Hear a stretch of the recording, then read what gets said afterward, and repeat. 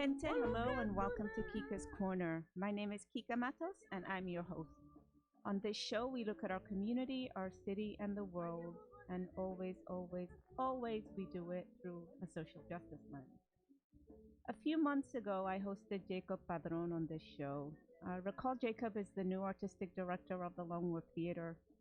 During the show, he shared his artistic vision for the Longworth Theater, including his desire to create a space that elevates the voices of people of color, embraces community, and tells the kinds of stories that for too long have been neglected by traditional theater. Today, we have a playwright on the show, one whose work is about to premiere at the Longworth Theater. His name is Ricardo Perez Gonzalez. Let me say a little bit about Ricardo. He describes himself as a queer Latine writer with bacalao on his breath and salsa on his hips. For those of you who are listening, bacalao is Spanish for codfish, which is a staple in traditional Puerto Rican cooking. Ricardo's not just a playwright, he also writes for television. Let me quickly share with you some, but not all of his work. As a playwright, his first work was the story of the World War I Christmas truce called In Fields Where They Lay, which got rave reviews from the New York Times. Additional writing credits include the drag ball musical Neon Baby, Ashe, which is a Puerto Rican-style two-brother myths that involves Santeria, and La Casa de Ocasio, or Ocasio's House, which is a transgender family drama. And to all of you Netflix fans out there, Ricardo just finished writing for the third season of Designated Survivor. Ricardo, welcome to the show. Thank you so much for having me, Kika. And welcome to New Haven. Yes, it's a delight to be here. Now, you're not new to New Haven. You've shared your history in the city. Yes, indeed. My partner, Ron Carlos, used to teach at the Yale School of Drama. So he was out here every week teaching, and I would come out frequently. And indeed, over the 5 years that he taught there, we bought a house here, and we have been part of a community since. And where's your house? What neighborhood? New Hallville. Oh, yeah. Very cool. We got a little Puerto Rican block, and we're starting to move in. And you still have the house? Yes, we currently rent it out. We've moved to Los Angeles because of my TV writing. Okay. Now, there is a lot of buzz in the Latina community about your play. Word on the street is that a Puerto Rican playwright wrote the play that's about to premiere at the Longworth. Are you from Puerto Rico? I am. Both my parents are from Puerto Rico. I claim my origin as Puerto Rico. It's part of my origin story, if you will, my origin myth. So I was actually born in a trailer park in Ames, Iowa, and I've lived in Nebraska, Virginia, California, but always a place that was a consistent touchstone in my upbringing was Puerto Rico, going back there for summers, visiting family, and having, my mother is from the Rio Piedras area. My father is from Carolina, El Comandante, just outside of San Juan. And that's always been a piece of who I am. So when people ask me if I'm from Puerto Rico, I say yes, but I was not physically born. It's the old phrase, what is it? Borincano aunque naciera en la luna, right? Mm-hmm. Puerto Rican even if you're born on the moon. Yeah, amen to that. I actually, when I was preparing for the show yesterday, I Googled Puerto Rican playwrights and found a Wikipedia page that listed a total of 15 playwrights and realized there's a real dearth of Puerto Rican storytelling. Why did you decide to become a playwright? It's a really good question. It has to do with that exact, what you just kind of pointed out, a dearth of voices. I started off as an actor. And I loved it. It was very much a part of who I was and who I am. I still act on occasion. And I noticed there was a real dearth of stories for brown folk, frankly, Puerto Ricans, Latine folk, people of color in general, and also queer folk. Yeah. So I just remember preparing for so many auditions and friends talking about if I was too femme or too butch or too queer presenting on occasion, and that being kind of cannon fodder for whether or not I would get a role. And also just, I was sent out for so many, street thugs and drug dealers and servant parts. And there's nothing wrong with that. I do not think, as a storyteller and as a Latina storyteller, I never want to denigrate the dignity of all of our gente, in all of our complexity, whether we are indeed engaged in what people consider illicit activities, but are now making California money to the tune of millions of dollars when you're talking about, say, weed, which is, you see all the funny Latino stereotypes of weed smoking Mexican folk, and now corporations are profiting off of it, right? So I think there is great dignity in even Latina stories of criminal folk, or people who have been criminalized, I should say, and people who are in the service industry. But as an actor, I was never those weren't the roles that I was getting. Okay. So as I was out there as an actor facing that reality, I decided there needed to be more stories for us out there, more stories that represented us in all our complexities and from our point of view. And also, I love history and voices that have disappeared in history, voices that have been silenced in history, because Black and brown folk have been here forever. Yeah. And when you go to history class in the U.S., it's as if the world was created by Europeans. Right. And again, I will never denigrate or dismiss the accomplishments of Europeans, but we have been here since the start, and we have built so much of this country, so much of our history, so much of culture, and Africa has been a seat for that. Indigenous people have been a source, a fuente for that. So why don't we hear those stories? And I'm passionate about putting those on stage in my plays. Your plays have explored themes that are not always embraced by traditional theater. You've written about drag, you've written about Puerto Rican Santeria, you've written about a transgender family, and your upcoming play that's going to premiere at the Long Wharf is about a biracial gay couple in Texas in the 1950s. I mean, you talked a little bit about what has compelled you to tell these stories, but it's such a broad brush of stories. How do you come up with these stories? What compels you and inspires you, particularly the stories and the play about World War I and soldiers making peace during Christmas? What drives you to tell these stories, and how does your mind work? Well, that's a really wonderful question. I will refer you to my partner. He probably has some fun little anecdotes about my mind, how my mind does or does not work, as he might say sometimes. But for me, really, the overarching theme in my stories are about these unknown voices, unknown stories that we tend to overlook. And I also have this kind of very hopeful view, and I gravitate towards stories that are born out of struggle and strife, but have these moments of hope. I'm indebted to many people in my lives for bringing me these stories. Brad Raimondo was the director of the In Fields Where They Lay, this play about the World War I Christmas truce, and he actually came to me with the idea and wanted to do it when I was an actor. He wanted to devise something, and I would have participated as an actor, and I looked at him and I said, no, let me write it. Because I was so drawn to this moment in time, this moment in the war that has defined the last century, really, that has defined what modern day warfare looks like and broke the globe apart in a way that we are still feeling the repercussions of. And in the moment of that, there was a moment where it could have all stopped, where ordinary folk on both sides lay down their arms and said, I'm not going to shoot you, it's Christmas. Right.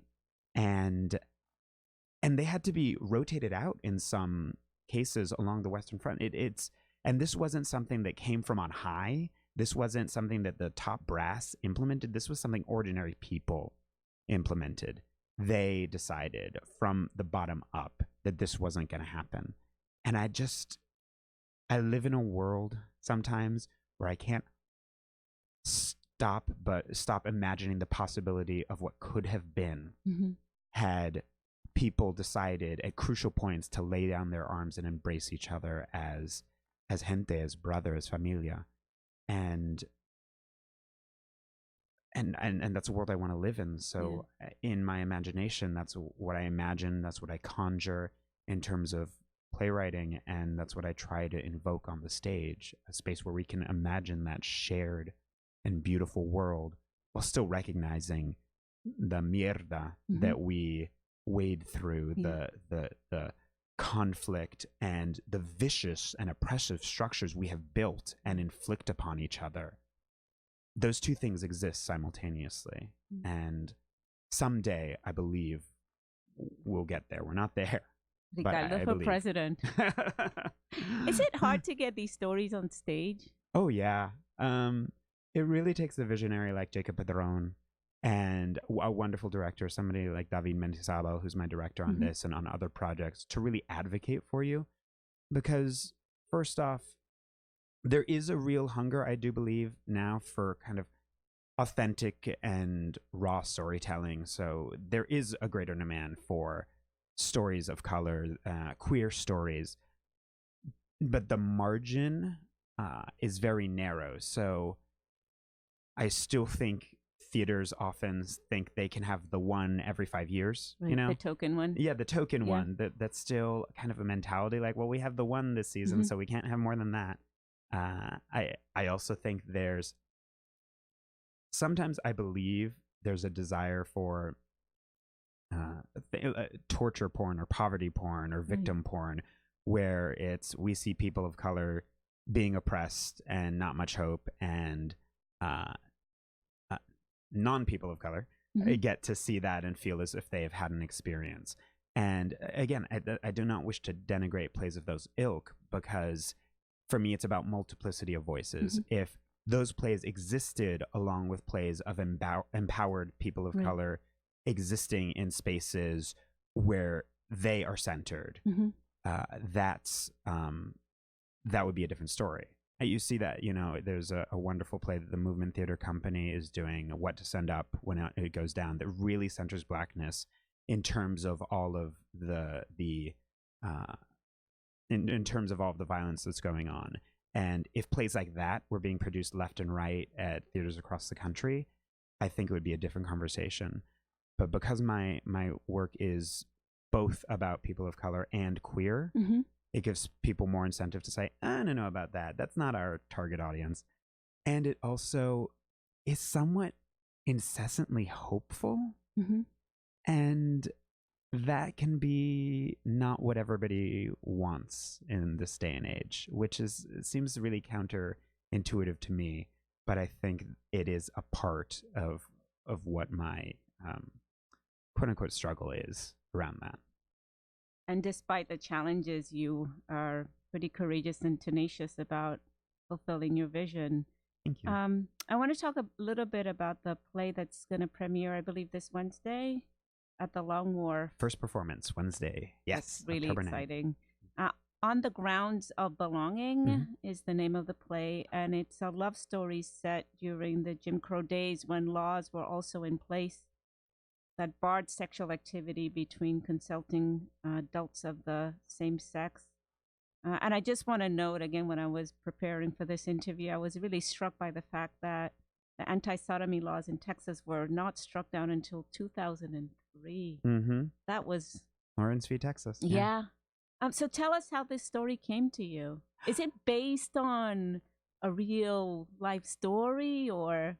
Yes and no. Okay. So I like to say that this story begins like all good stories begin. All romances begin with a boy. It is itself comes out of a romance. I was dating somebody in Los Angeles many years back, and he had some older friends. His elder queers, if you were actually from Houston, Texas, and went to the racially segregated gay bars in which the play is set. Okay. So the Red Room and the Gold Room. and this gentleman's elders went to the Gold Room, the blacks only bar in Houston, and they would tell stories of how they would try to sneak into the Red Room, the whites only bar, and how one of them had relationships with white men, and the complications around that, what it meant, and what both of their different, it was Michael Melton and this gentleman Stanley, and they've had very different points of view on those relationships. And when I heard this story from my lover at the time, my first thought was, oh, there were racially segregated gay bars. Well, that makes sense. Queer people are not immune to the oppressive structures. Yeah, to racism and the oppressive structures society has built, right? And then my second thought was, oh, there were racially segregated gay bars in the 1950s Houston, Texas? Well, there still are. When you really think about it. And when I would go out in New York, I'd go to Hell's Kitchen, and it really felt like there were whites only bars. And I would go up to Washington Heights to no parking, and it was Latine bars, primarily Dominican, and then you go to the Web, which is very much an Asian bar, and you only need go to Grindr to see whites only signs, still very much alive and existent in our cultural milieu. So I just was really compelled to write this story, and it's not Michael or Stanley's life story. It's not anybody's really word for word what happened. It was inspired by them and an activist, Ray Hill from Houston, a white gentleman who actually did a sit-in to help try to integrate the Red Room. Wow. He was part of a kind of a historic sit-in there, and has always been a wonderful activist. Rest in peace. And I took little bits and pieces of their stories of Houston and kind of used it to inform this love story, which honestly, I did all this research, and I was, getting all these stories, and I was writing, and then I wrote the thing, and I looked at it, and I was like, oh wait, it's Romeo and Juliet. It's wow. And that's not to sell it short. I think it's a very rich, vibrant story, but it does have a basis in history and the reality of the stories I heard, but it also very much has a connection to archetypal love stories that we all can relate to, and these romances and these kind of forbidden loves that we all, I think, understand viscerally. And this is a trilogy, right? So yes. What's next? And I'm not going to ask you, I was going to ask for spoiler alert, whether it has a happy ending, but then I realized that's a big spoiler, so I'm not going to ask you. So no spoilers, but it does follow queer love through the ages. So it follows this love from the 1950s and a version of this love to the 1980s, and another version of this love in the present day. So the 1980s is in Houston, where the lovers are going through the AIDS epidemic and what that means, particularly in queer communities of color. And then the present day, where one of the lovers is deciding to end his life with dignity and has to tell his adopted Puerto Rican son that this is going to happen and what that means. So it's about love through the ages. It's about queer folk through the ages. It's about death through the ages. What was death when it was something that was done to us? What was death when it was the waters in which we swam during the epidemic? And what is death when it's something we choose for ourselves? So that's the kind of arc of it all. And why the Long War? Several reasons. So because of my relationship to New Haven, I feel very much at home here. Again, Jacob Pedron is a visionary artistic director, and he had a relationship with this play when he worked at the Public Theater in New York. It sprang from the Emerging Writers Group at the Public and was produced as a workshop production, a 2-week engagement at the Public Theater, the Public Studio.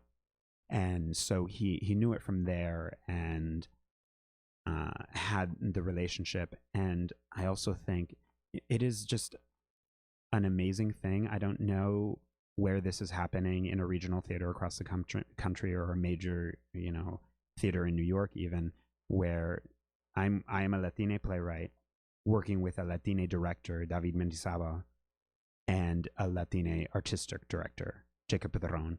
So it's kind of this wonderful meeting of the three of us in this moment And I also believe that it's a story for New Haven right now.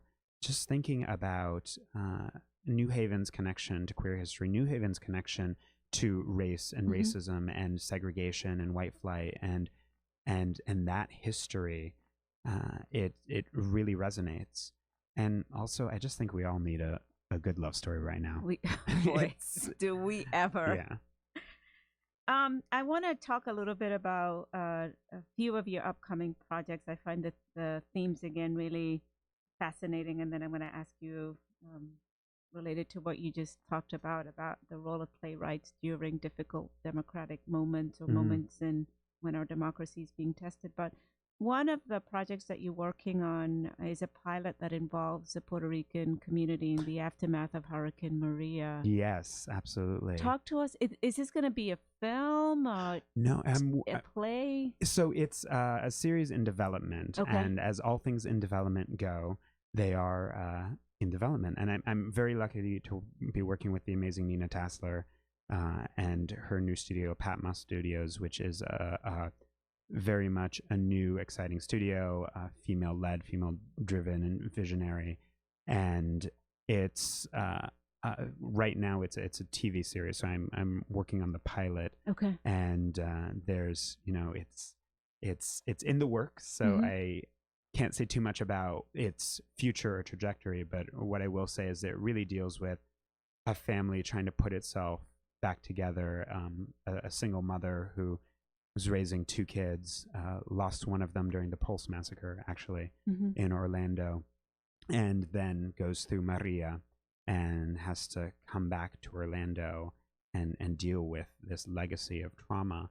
Because right now, I mean, that's when you think about Pulse and then Maria, those were two twin tragedies that hit the Puerto Rican community in here and in on the island. Right. In very deep ways, and how do we recover and rebuild from losses like that? How do we create our families again? And that's it's a very exciting. I feel very blessed to be doing that project, and I'm very grateful to Padma and to Nina for giving it voice and life. It's beautiful. And then you also have another project that I thought would have a lot of resonance with people in New Haven, given how many universities there are here, and that's The Judgment of Athena, which involves women academics. Yeah, so it's this trifecta of female academics. One being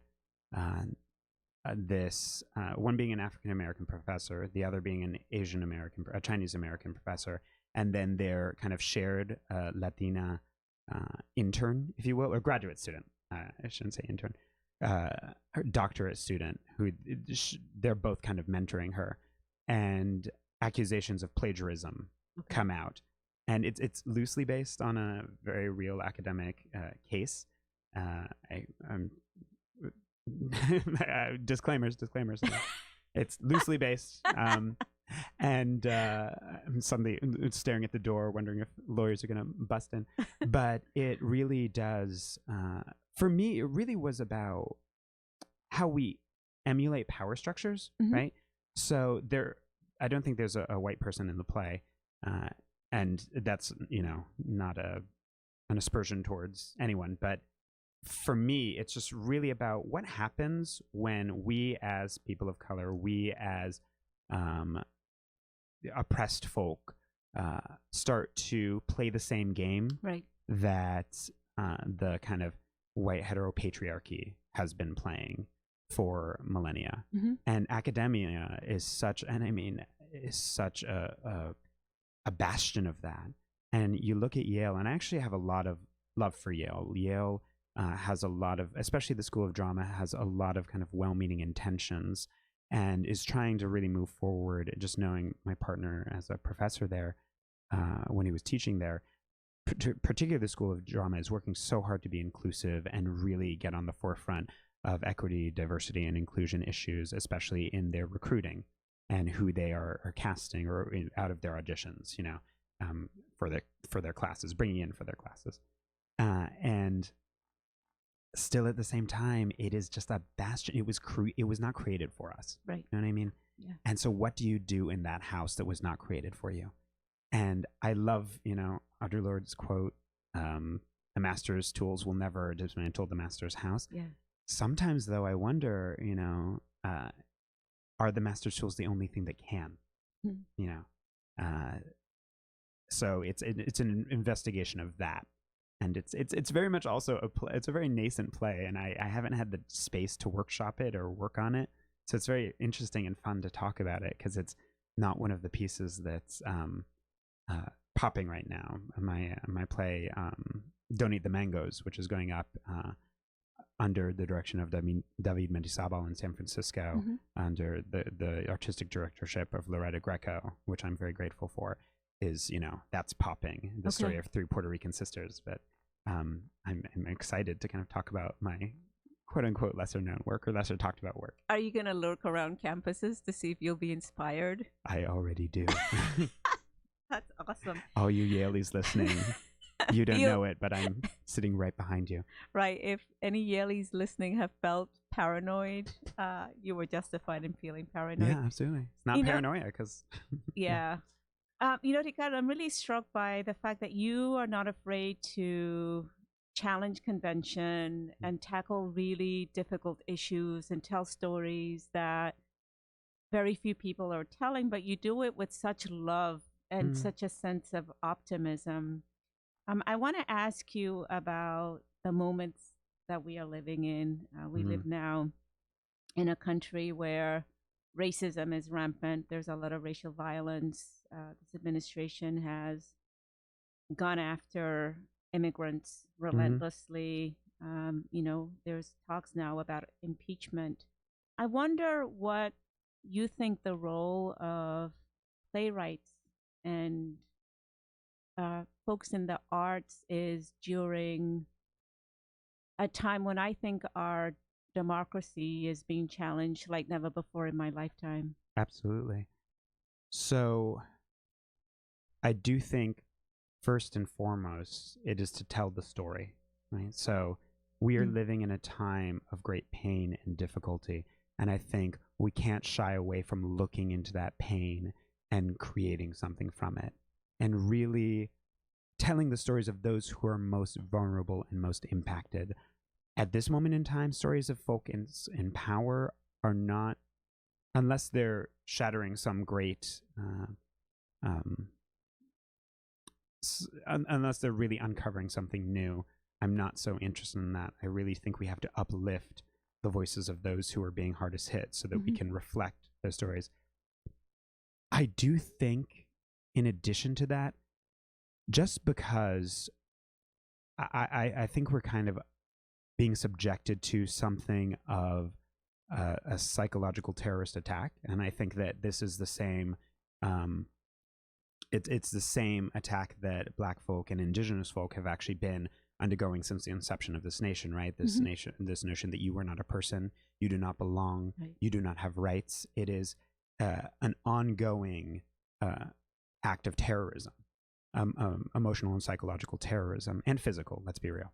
So I think as an artist, it is incumbent upon me to uplift and glorify our personhood and the reminder of our humanity and our shared humanity. And I think that it's, On the Grounds of Belonging is very much about segregation specifically between white folk and black folk, Black Americans and white Americans. And at the same time, I fully want to, I think it resonates for Latino folk because we have our own issues with colorism. I think it resonates for straight folk because obviously, love stories aren't just limited to who you love. And I also think, there's a tendency to kind of see, and this is where the kind of victimhood porn or torture porn, if you will, comes into it, where we see person of color or oppressed person as victim. And On the Grounds of Belonging, and I think all work should, also show how white folk are incredibly damaged by this dynamic. How racism strips us all of our humanity and robs us all of the opportunity for love. So we have to ask the question, what do you have to do to make love possible? What do you have to do to make this hope possible? I think because we're so bombarded with stories of denigration and stories of violence on our Facebook feed, I do think artists need to be aware that just putting that up on stage again and again and again isn't actually adding to the conversation. So how do we honor that reality and still reach out to those who are I honestly, after Charleston, I was afraid to leave my bed for 2 days. And I'm a very light-skinned Puerto Rican, so I have to. That's another thing artists have to do, is recognize your social position, and whether you are a person of color or not, whether you are queer or not. What is that? There's a whole rainbow and spectrum we have to grapple with. But going back to after the events there, I just couldn't leave, and I'm very much an activist. I write letters. I call my congressfolk. I door knock. I have knocked on doors since the Obama campaign, since the first Obama campaign. I knocked for Hillary. I will knock for let's hope it's Elizabeth, or whoever. Honestly, whoever the Democratic candidate is, I will knock on doors for them, and I hope you will join me. So I was paralyzed with this onslaught of violence, and I think it's important that we remember there are still people who are still in their beds and can't move because of what's going on in this nation. You're listening to Kica's Corner on WNHHLP 103.5 FM, broadcasting live from downtown New Haven. We're streaming live on TuneIn Radio and newhavenindependent.org. We're also streaming live on Facebook Live. Just go to facebook.com/New Haven Independent, or just go to your Facebook page and look us up. Unfortunately, we are coming to the end of the show, and it's my practice with my guests to get a little personal. So, Ricardo, are you ready? Yes. Who is your shiro or hero? Oh, that's so old school. Like when I was a little kid, it was Harriet Tubman.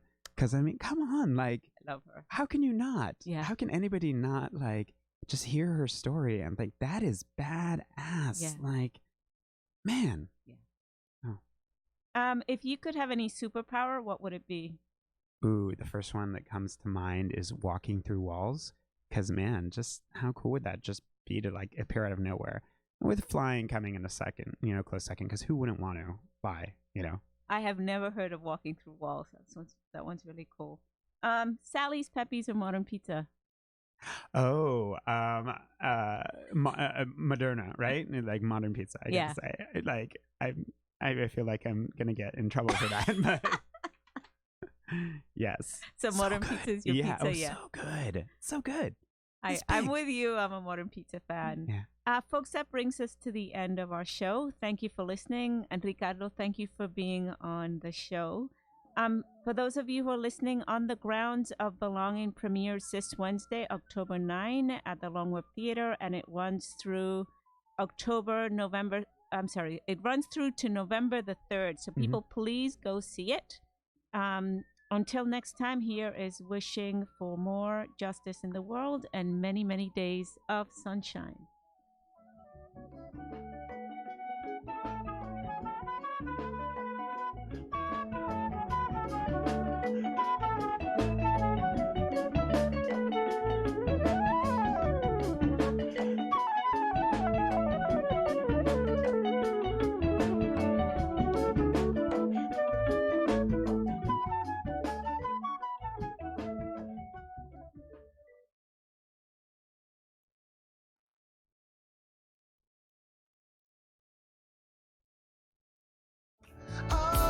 Happy years.